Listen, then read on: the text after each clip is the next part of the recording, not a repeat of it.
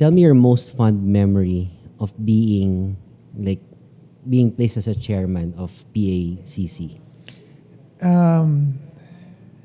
Halos lahat takot sa akin. Talaga yung the mention of my name and my presence really puts fear in the hearts of I guess government employees. Right. Kasi parang they don't know what's gonna hit them or they don't know what I have. So, very fun sa akin yun dahil yun talagang gusto kong role. Scarecrow sa mga masasamang tao. Did the Presidential Anti-Corruption Commission really exist even before? No. This was created by President Duterte. Meron dati ng time ni President Arroyo yung PAGC, yung Presidential Anti-Graft Commission. Okay. Tapos naging PACC yun na bigyan lang ng mas ibang powers pero it's basically the same. Yeah. But you're always into graft and corruption, you're always fighting crime. But is that something you learned from high school or college? In school? No. What did you take up in college? Marketing management. Something that I read. We're doing something we're not doing in school. Yeah, we didn't take up in school. Yeah, wala yun. I should have taken your course, marketing.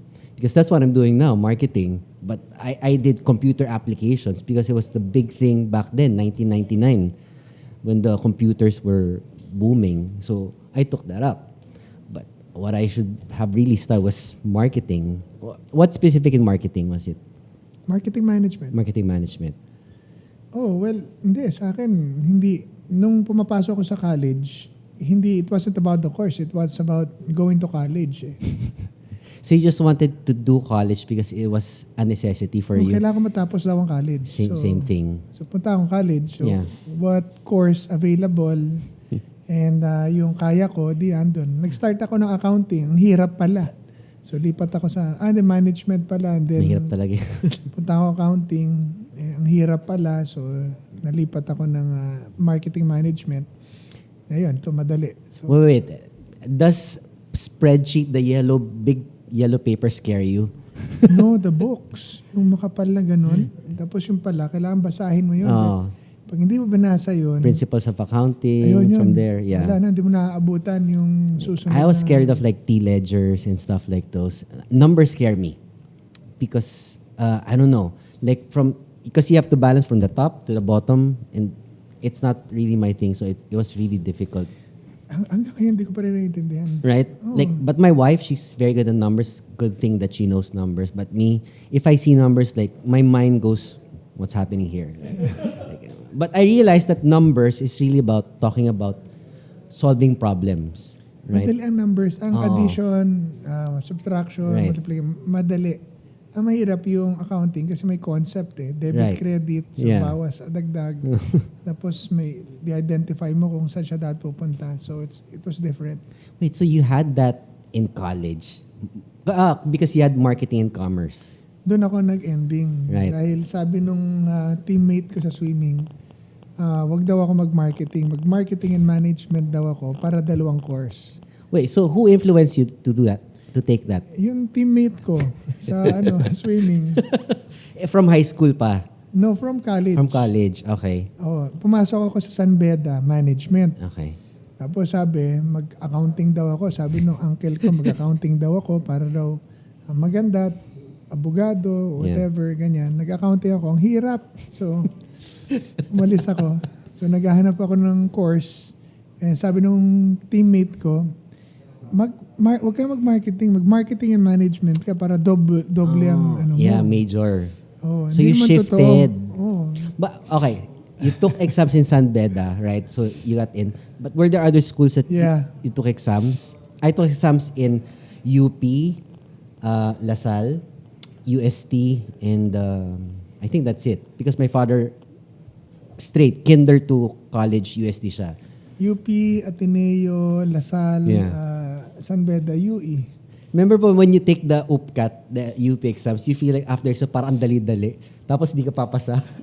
That's majority of us, right? When we take the exam, parang Mali pala sagot mo. parang grabe. parang 10 na tinanggap, parang 1,000 kami ng exam. Pero you feel like you did really good with it, but you never know the results, right?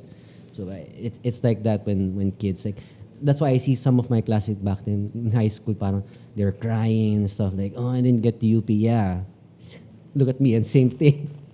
But my course, I was supposed to take physical education in La Salle.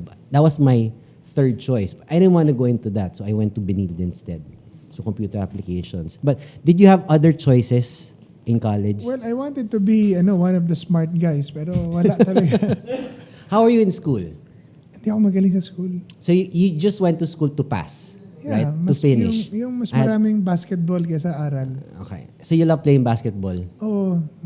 PE yan. Makikipaglaban ako sa valedictorian. Pero PE. School, wala talaga. School bukol. So, yeah. Yeah, ganun.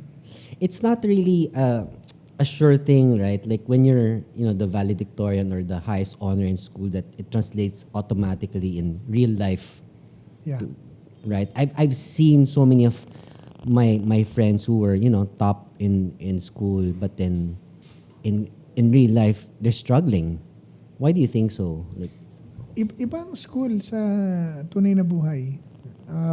You don't learn things in school that you don't learn everything in school.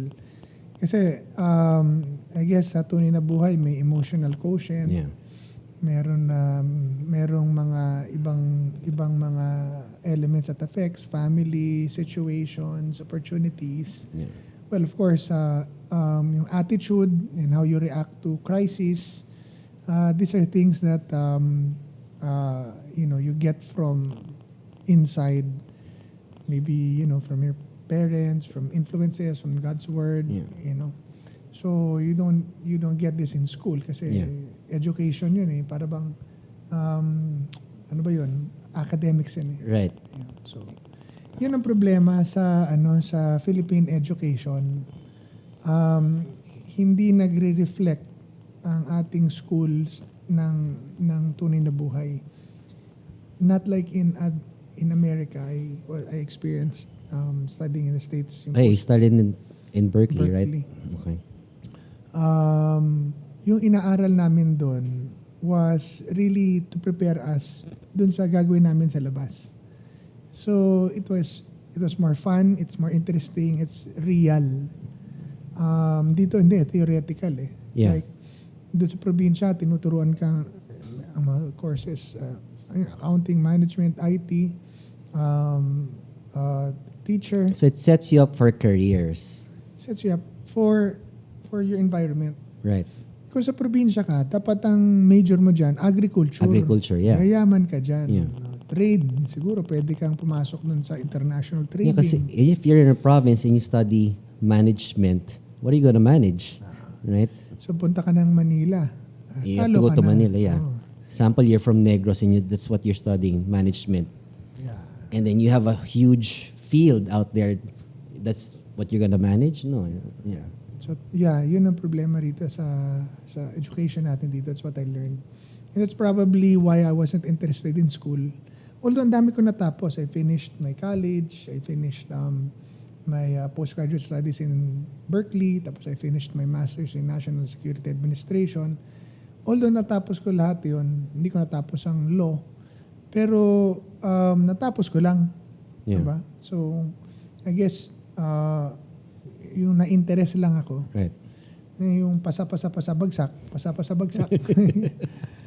But then, ang estado ng buhay ko, I'm here, di ba? Siguro yung street smarts ko. Plus, well, of course, you don't learn to be courageous in school. I mean, through academics. True.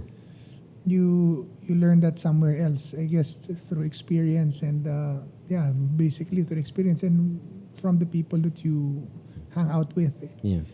So, yung tapang, daig nun ng ang academically knowledgeable. Well, of course, courage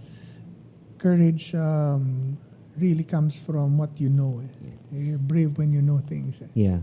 Because courage stems from you, like, fighting off everything that's that's true around it, right? If you know that you're gonna fail, for example, in when business, business is hard, right?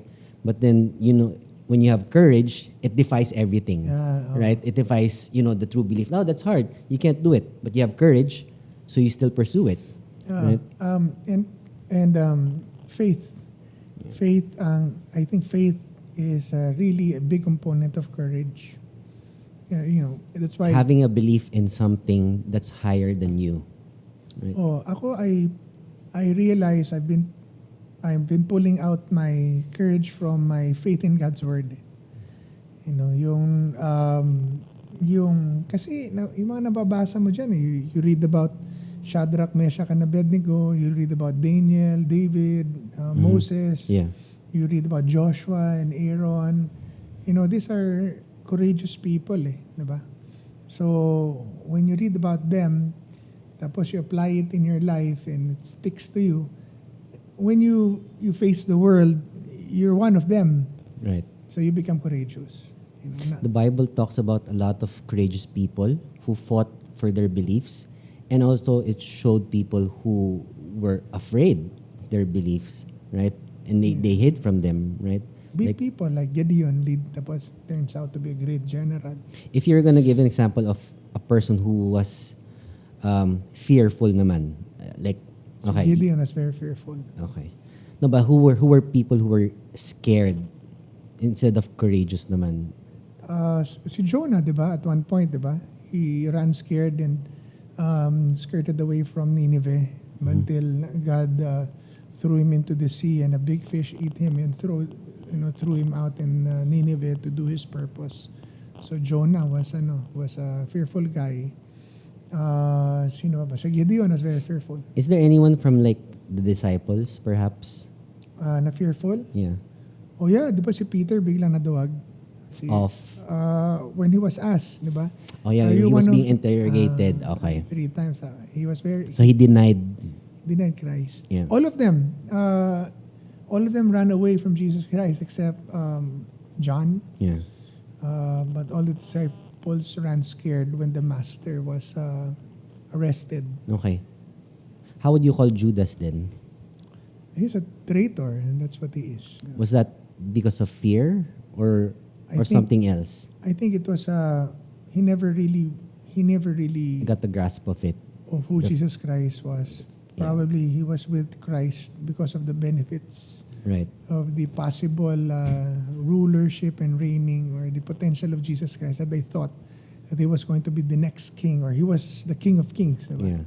So he was there. But then when he realized na parang hindi Oo. then he sold out Jesus Christ to money. Yeah. We're talking all about this faith and the Bible and stuff. Do you believe in a government that could be run based on the Bible? Yes. Ganun naman talaga when Jesus Christ comes, that's what will happen. So it is our role to do that. In fact, the Christian countries is leaning towards that. Israel is supposed to be a Judaist state, di ba? The Philippines is a Christian state, a Christian nation. Right. However, hilaw na, because we've started writing unchristian laws, and removing Christian principles in our system. But predominantly, we're still a Christian nation. Yeah. The Christian belief is losing against the secular beliefs right now. So tayo na mga guardians of God's word has to work harder to influence and teach others, and that's where the battle hinges. Yeah. So I'm not so much into politics, but when people are put into position, do they swear on a Bible still? No, Not anymore. Only the president or what? Not even. Not even. They do that in the I think, States, right? Yeah, in the US, yeah. You hold the Bible and then I don't know if they still Right? do it here, no? The US, the US, I think I've seen it. Yeah. But the here, US. no. Parang hindi na. I don't know if the President Duterte did it. Only when you're in court, perhaps. No. No, not anymore. Like, do you swear to tell the whole truth? Ayun. So help me God, right? But not in the Bible. The US kasi nakagano Yeah. sa Word of God. Uh-huh. So Christian nation, ano? Tama. I don't think they do it still. They still do it here. But they used to do it here. They should because we're a Christian state, no? Oo. Or a Christian nation. And some people are trying to call us secular, but we're not. We're predominantly Christians. Okay. Growing up, of course, I mean, you're a pastor, right? But growing up, was that something you saw yourself doing? Being in public service? No, like in service of God. No. I didn't want to be a pastor. Is it something you saw in your family? Yeah. I was growing up. My dad was already a pastor. My mom was a very religious person. And early in our life, she served the Lord. No? She's someone who really loves God and who fears the Lord. So, but being a pastor is something that I didn't want to become because pastors are poor, no? Yeah, they are. They say they're poor in terms of financial, but rich up there. Yes, That's what they say. Rich in faith, Yeah. but poor in this world. Most pastors are like that because they don't get paid. They get tithes and offering, and people are not faithful with their tithes and offering. So that's why a lot of pastors are poor. So I didn't want to be a pastor because my dad was a pastor, and I saw how hard life was for us when he became a pastor. Puputol lang kami ng kuryente. We were moving from one house to another. We couldn't buy the things that we want to buy. Things were in schedule, and there was so much pressure on my mother, who was a doctor. So I saw all our cars one at a time being sold. Jewelries, guns, and it was tough. So I didn't want to be a pastor because my dad was a pastor, and it was a hard life. You didn't see something like that following that type of career. No, It's like a career, right? Well, yeah, it's a Sort of. vocation. Yeah, It's a it's ministry. a vocation. Yeah. No, I didn't want to be that. I know that I may end up like that, but I made the choice not to be that because it was hard. At what age did you say no? This is something I need to do to be. To become a pastor. Yeah. That's when I was already 29 years old. Yeah, maybe 26, 27, maybe 29 to 30 years old.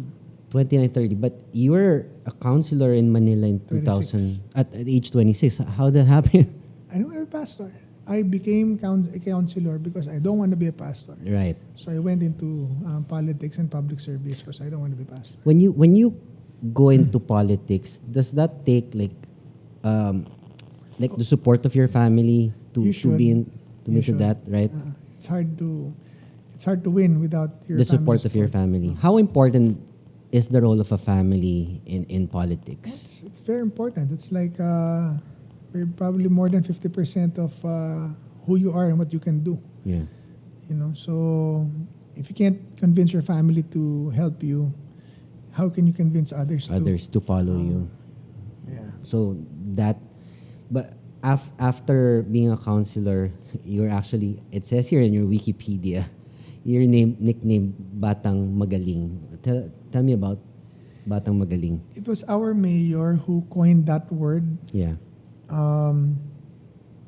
Siguro he saw in me, I don't know, 26 years old, like potential, probably, energy, focus, drive. I'm a driven person, a very driven person. So I'm focused on my goals. And then one time, I think he was trying to help me. Mm-hmm. And then I came, then I left. Then he was telling the people, his leaders, magaling yung batang yan. Ganun. That kid has potential. Oh, that kid's good. And then someone heard it, and then I just saw posters coming out that says, "Ang batang magaling," and then it stuck with me. Well, okay. If you're a counselor, 2004, why didn't that continue after that? Like, 2004, 2007, I lost my re-election bid Okay. because of politics. yeah, you can run for LGU position for For three mayor, 3 years, congressman. right? Yeah, Oo. 3 3 years. So when you, for example, if you're a mayor for 3 consecutive terms, so that's 9 years. So you have to take a break, Yeah, take a break. and then you Run come again. back. You can run again. Most Okay. people ask their wife or or their son. Yeah, so that's the reason why their wife or their firstborn son, for example, takes over. Yeah. Okay. It's And the break. so some people call it a political type of dynasty, which we're run here something That's what. different. Yeah, that's what. But they some refer people to. see it otherwise, right? Yeah. You mentioned that bit to me before, like the continuity. I don't think number one, dynasty requires that you not be elected. Yeah. So it can't be a dynasty because you elect people. It's somehow like a dynasty because they're saying na It's when the you're- same name. same name tapos parang the patriarch or the matriarch will influence voters Right. to vote for their children or Because they some- already have a voice and they're in position, they're gonna say, "Oh, vote for my son or for my daughter because And I they know have his money. or her character." and they have power, So- so they can scare people and pay them off both at the same time. That's a bad way to do that. yeah, Right? and it doesn't really work all the time. Okay. Um, Like fear. Fear is always necessary Mhm. to govern. Pero in election, that can't be a 100% rule here in the Philippines. Yeah. Because in the end, in the ballot, it's just the person alone by himself who's gonna shade whatever. That's why when you're in the ballot, when you're there, you're all alone. No one's, oh, vote for that, vote for that. No one's telling you to vote. That's why some people, in the last minute, when they sit down, Yeah. they change their minds. Yeah, although there are places na like some parts in Mindanao Uh-huh. that they say na They're right beside the person. yeah, and they will kill you, threaten you if you don't vote them. But that's not that's not true to most parts of the country na papayagan ng ganun. The Filipinos are very free to speak up their mind. Yeah. Na Facebook is open, the media is open, and daming marites. Yeah. I've seen in the news now that we have over 800 people who are running unopposed. What do you think about that? Why do you think so? Like 800 positions, Nobody wanted to, I think... no one wants to challenge? Yeah, they dominated. It's either they love they're well-loved, Yeah. and they're so good at it that all their enemies decided, to lose by default. Yeah, but isn't it important that, people have a choice rather than not having a choice? That's a choice. The Like- people chose not to fight. So Because that is a they're- choice. okay. Because whether for a good reason or for a bad reason, but that's a choice. A choice has been made. Yeah. Whether the enemies were bought off, the choice has been made. So yeah. 'Cause the thing is, if you're running unopposed, for example, in an area, okay, that's fine. But how about like the highest position? For example, like in the States, they have either you choose one or the other candidate only. Why not like here as well? Oh, because the states has they have a two-party system. Yeah. We have a multi-party system. That's why it's messy here. Yeah. So that's not gonna change anytime soon. Not yet. It should, no. I personally feel, and a lot of people feel, Yeah. that we should revert back to the two-party system because it clearly defines the policies rather than within a multi-party system where election is personality based, Yeah. not issue based. Yeah. So we should really push for that. And I guess if I win as senator, I will push for returning to the two-party system because I think for me it's a better system. Yeah. Compared to like, having so many choices. Like I just feel like me as a voter, if I see 9 people, I have to study each one of them and their platform. It's too much for me. Yes, that's And true, no? Tama. I would say I'm above average when it comes to thinking and not just my emotions, but my intellect, using my intellect to vote. But what about those people like don't know this true, guy no? because they don't have the machinery to talk about their platform, right? Like there's a Right. candidate that has the machinery to talk about their platform, but there's this person that's really good, but then he doesn't have the machinery, he doesn't have the manpower, he doesn't have the money, but then Right. he's really good. That's the Right. problem, right? Right. There's a lot of The people two-party running sys- like that. Two-party system solves that. Yeah. Because the issues are clear for both parties.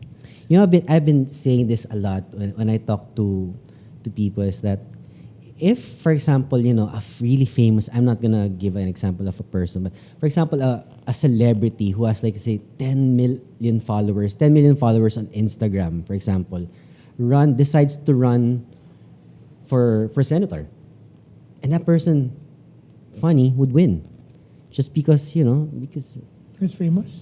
the fame is there, the name is there, the name recall, right? Yeah.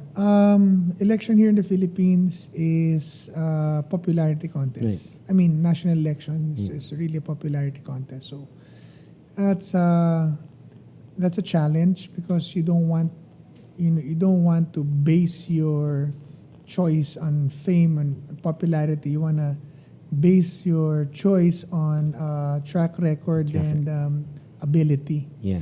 So so that's a downer for Philippine 'Cause you're politics. choosing leaders, so it's the ability to perform, not to To govern. Yeah, because basically, my votes, for example, if I'm voting for my 12 senators, I would say that 10 of my votes would be, I would say, based on my research, intelligent votes, because I think these people can, and there's probably two people I would vote based on emotions, and the average person, like a D and E voter perhaps, would vote based on who's popular. Popularity, yeah, And that's the majority here. The name that sounds really nice and all. But then how about this guy who has a really good platform that they're talking about, good governance, fighting corruption, fighting drugs and all. But then their voice is just this much. And because there's two ways. When you run, you need to have the machinery. Because the COMELEC says that the way they remove the nuisance candidates is with a few things. If you have the capacity to do that, which is if you have a good network, you have a support, you have money. Not necessarily you have a money, but for example, you have the following, so you have a voice. So you have the machinery, perhaps, right? So how about those that don't have it? That's clearly the something wrong, I think, with voting right now. Is that people, they see what's easy to see. Like, what if no one has the money to do TV ads, right? Most people don't. Because it's not just popularity. You have to convert. It's like gaining attention of people is just one thing, right? You got their attention, like, oh, it's this guy who did this on TV, right? Who shouted at this guy on TV. That's one thing. But then now you get the interest, okay? And then you have to continue that furthermore and get that person to commit to you, You have to convince them to vote for you. like to shade for you on the ballot. And it's steps. So, and because of emotional votes, they skip to that part and just, I know this last name, I'll vote for this guy. Yeah. I know, kilala ko to. Sounds familiar. Di ba? That's what's happening here. And that's why when I look at, people running our government, my wife will always say, ugh, yan na naman. It's the same old thing. But it's because you keep on voting the same people. thing. We don't try out anything new. We're used to it, and because of the funding that they get and all the support, the strings that people are able to pull in, they're still there. Yeah, it's a system that we need to change. And I guess the less popular candidates are more interested of changing the system because it's working against them. Yeah.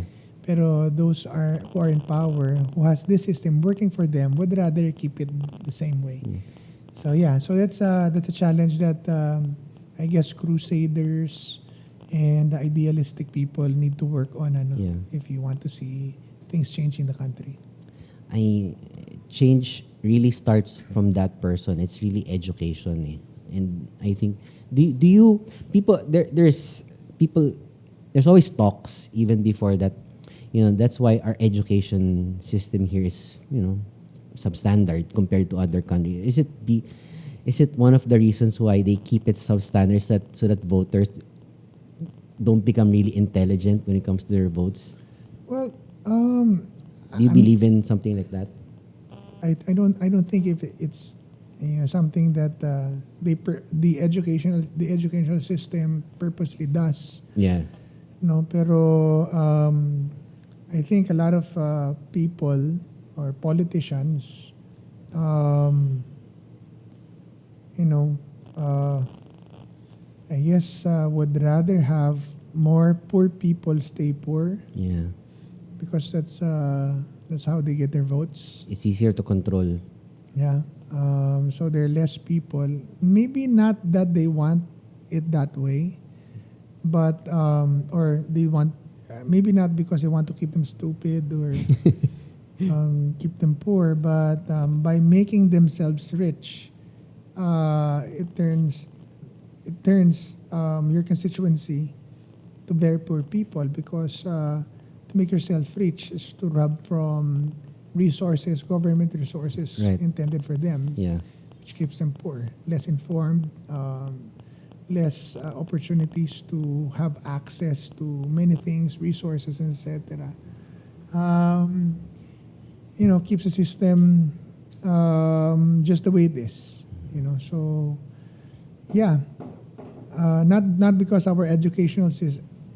How do you say this? That's a good idea that you brought out, Pero of course, the leaders are those people who has the opportunity and the ability to change things, di ba? Yeah. And people vote,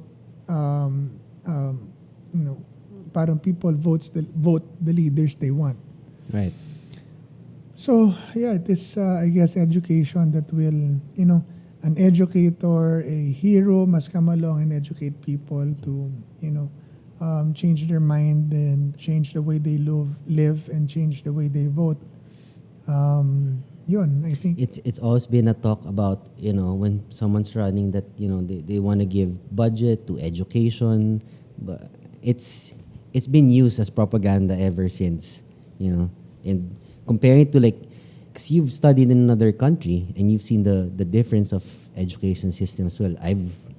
I've worked in the States as well before, and I've seen the difference. Like even in another country like Japan, for example, and in Europe, education is just very, very different, and it shows in their progress, right? In their Japan was way below us in the 50s or maybe 40s perhaps, yeah.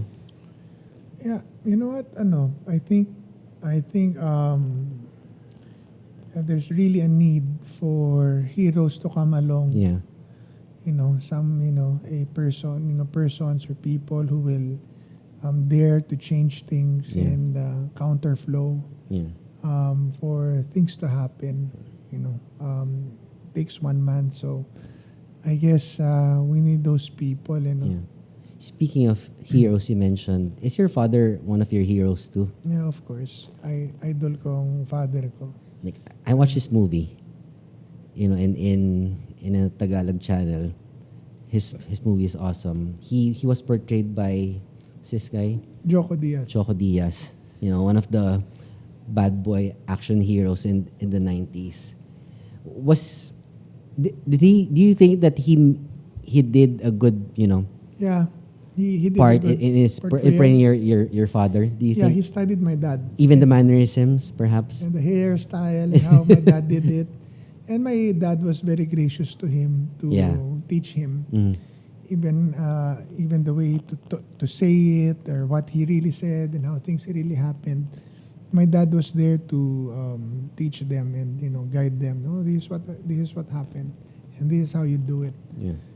So yeah, and Joko was a good actor, and he portrayed my dad very well. Are you still in touch with Oh, him? Magkaibigan kami ni Joko. Talaga yan, bad boy talaga yan si Joko. And Yeah. he's a great guy. Yeah. marami ding challenges, but then he's still around. Okay. He's changed. He's changed a little. He kind of mellowed down, settled down, and has a family now. Is there something that still bonds you and your father when you guys meet? I know he is busy. My dad busy and as I? well. Yeah. Oh yeah, of course. And your brothers as well. You have two siblings, right? Two brothers, yeah. You're the eldest. No, I'm the second. Second. Yeah. Okay. The third, may panganay and bunso. Uh, Yeah, of course, we're still the same. My dad and I picks up from where we've left all the time. The goal has not changed. These are unspoken goals for me and for him and I. I don't think it will ever change because these are goals that are our goal is to give glory to God and express His will here on earth. So, yeah. so you guys still serve the church, I do. I'm still a pastor. He's still our senior elder. My brother is still a pastor. right? And that's how it's going to be for the rest of our life until we go home to heaven. And that's how you met your wife too, Yeah, in church. right? I was preaching. She Yeah. was one of the listeners. She was one of the listeners. Okay. Yeah, she attended. Her bishop was my friend, and we were doing ministry. And then that's how we met. Yeah. So you're older than her about 7 6 years, years. 6 years. Yeah. Six or 7 years. Mahilig daw ako sa bata, pero sabi ko, hindi, mahilig ka sa matanda. But I mean, where do you get the sense that okay, this could be it, that the person I want to marry, Yan. like you? How do When I met her, what came into your thoughts? Like okay, she could be the one. no, I just know it was her. You already knew it was her. Oh, I was already 31 when I got married. Okay. So And then when you met her, you were what age? 29? maybe 30. 30. Oh, just 1 year. Yeah, probably 30. Maybe going 30. So she was your girlfriend for how many months before you got married? 2 months. 2 months? That's crazy. 2 months. I never thought na ano nga eh. I thought I'd never marry na. Yeah. Kasi parang It wasn't in your plan. it wasn't my plan, plus I couldn't find anyone. Parang Right. ganun. Yeah. Until I got to know her. Mm-hmm. And then when I saw her at first and I got to talk to her, I knew it was her. That's why I got married. Yeah, agad. that's true.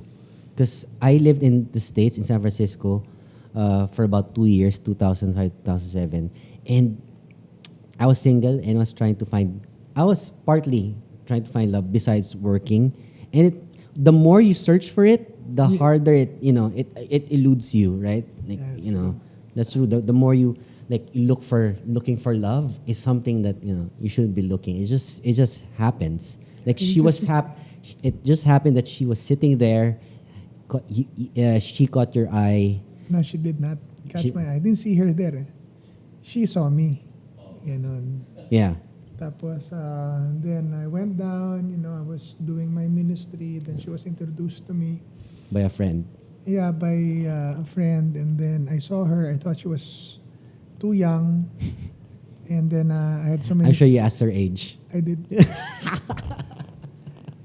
Yeah, ilang taon ka na. And then she gave her age. Mm-hmm. I didn't hear it. I thought she was 16. Sabi ko, sayang. But she was what, 22, 20, Maybe she was 23. 23, yeah. Oh, yun. Then 2 years later, I met her again. Mm. Yun. And then I got to talk to her online. Okay. I was already Was it on pastoring. Facebook? Friendster. Oh my God, Friendster. For guys that don't know what Friendster is, if you search it, you only have 500 friends. So most likely, if you have 500 friends, you have to create another account. So you have to have GRECO BELGICA 1, GRECO BELGICA 2. I had 10. Because I had so much. But you had one account and then you messaged her through Friendster. No, di ba Friendster had this... Testimonial? No. No, yung You feature. can message naman eh. You can inbox eh. Yeah, but di ba it has this But then feature that when you search someone, Yeah. you'd have Ah. your picture left there. This guy viewed your profile. Not Yeah. like in Facebook when you view a profile, you can stalk. No one would know that you view the profile. In Facebook, in Friendster, if you decide to click on that page, they would know that you viewed them like 45 minutes ago. Yeah. Yeah. That's what happened. So I saw her twice. You checked her out twice. No, I Oh, saw her leave. I saw her looking at my Oh, page. she was stalking you. Okay. Yeah, she would Sort never of. admit. And then you messaged her. Yes, I thought na, sabi ko, sino tong, who's this pretty, beautiful girl looking Yeah. at my page? Yeah. Where I don't know. Yeah. So I thought na, this is gonna be a girl, probably. Did you add her?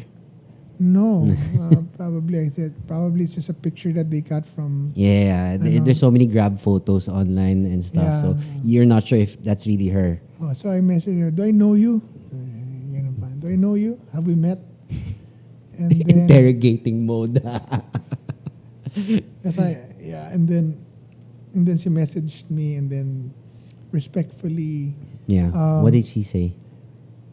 she said how we met and where we met. Oh, okay. Oh, yes, sir. I met you. Yeah, 2 years ago. Yeah. No, at this place. And then Okay, I okay. remembered her. Ay, sabi ko, this is the pretty girl that I met. Did you ask her out then? No, I was in Dubai. I was Okay. pastoring. Oh, wow. How long from that Friendster thing before you guys 2 years. actually met in person? 2 years. 2 years. Okay. Yeah, 2 years. So, I met her when I was 29. Then I saw her profile in my page around ending my 30 years. Yeah. 30-year-old. Yeah. So, and then when we kind of talked through Friendster for maybe Back and forth. Yeah. 4 to 6 months every day. Well, you were in Dubai and she was here in, She was in Manila. teaching here, Uh-huh. and I was pastoring in Dubai. Yeah. So, after 4 or 6 months, I went home and asked her to marry me. No, that was it. Yeah, and then I Okay. went back to Dubai for a month to tell my pastor that You're settling down here. I'm settling down here. But what made you choose to go back from Dubai? I'm sure, you were doing something good there. Because of her. I want to get married. But she didn't decide to go with you instead? No, she wanted. Wasn't that a conversation between you two as well? Yeah, she was willing to Right? come to Dubai with me. Yeah. But when I came here, things changed. I started my own ministry, and we decided to stay here. Okay. When you say starting your own ministry, what does that mean? I started to pastor. Okay. I was already a pastor in Dubai, and I was starting a miracle ministry. The Lord was working powerfully in my ministry. The lame was walking, Yeah. ears were being opened, blind were seeing, miracles were happening in the ministry, in my ministry, every time I preach and I pray. So I started that ministry here, and then I became a pastor after a while. Yeah. So, yeah, then I got married. And then how many kids do you have now? I have 5. It was hard. It was hard. When we started, she didn't really ask me how much money I had. So When we're in love, all logic goes away, right? Like finances, you don't think about it because it's love. That's it. So I paid for all. I paid for all my wedding. Our wedding, I paid for everything. Yeah. But that's all the money I had. Same thing. When I got married, I didn't have anything to my account. I made a lot of money working, but I got married 2010, and I had to save 500,000 because that's what we need to survive. Like, a very simple wedding. We had 200 guests. 50 of the guests were my family, 150 were her family. She wanted it at 300, but I said, babe, we can't afford this. It's the only thing we can do, 500. So we got married. Good thing there were gifts from the Ninos and Ninang, so we got sort of almost back the same amount. Sort of, yeah. Well, I had it worse. Why? How much money did I have? I had 60,000 pesos, and that's all I had. And I Under your account. Yeah. That's all the cash I had. Yeah. I don't think I had a bank account. I You didn't just have a had- bank account? No, I think I just had 60,000 pesos. It was just And boxed away somewhere. yeah, and a lot of guts. And I had to pay, I think, 300,000 pesos For for the reception. the and reception, everything. yeah. For the venue. Because you have to make a down payment for that. That was my down payment. The 60,000. The rest was, I hope they would give me gifts. And yeah, I paid for the I guess the gifts paid for the reception, and then that's it. Yeah. Then I went into pastoring, but things didn't work out the way it was supposed to Mhm. work. I was bringing home 300 pesos a week, Wow. and I was already married, and I had the child. Yeah, the child already. And And she was still teaching? she was still teaching until we had our first baby. Then Was I it asked, high school? She was teaching high school or she was teaching preschool. preschool? Okay. In ISM. So I asked her to stop working when we had our first baby, Yeah. and I was pastoring. So yeah, it was hard. We were living in my room in my dad's house. Mm-hmm. So I don't know. I don't know, but we survived, and I'm here now. Yeah. And I just stayed faithful with what I know God has asked me to do. What I'm doing today is still the same thing I'm doing yesterday. 12 years ago Yeah. when I started ministering.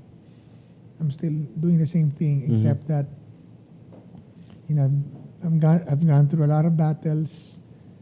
I'm secretary now, Yeah. and still a pastor, Yeah.